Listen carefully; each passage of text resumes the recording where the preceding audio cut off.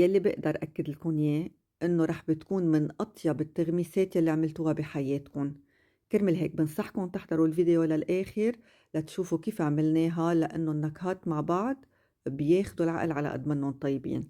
بدنا قالب فتّة 150 جرام، أنا عم باستعمل دودوني، وعلى قدّن 150 جرام من أي جبنة كريمية، أنا استعملت ريان روليه بنكهة الأعشاب والتوم، كرمال هيك ما احتجت إنّي ضيف لها أي شي من المُطيبات.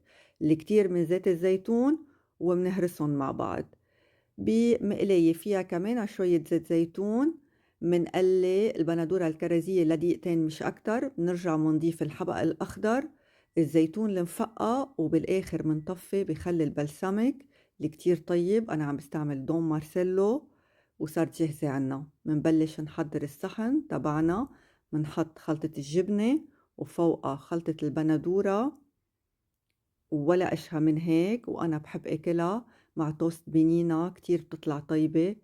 بنصحكن تجربوها وتخبروني، ما تنسوا تبعتوا لي تطبيقاتكن، تتفاعلوا على الفيديو، ورمضان كريم.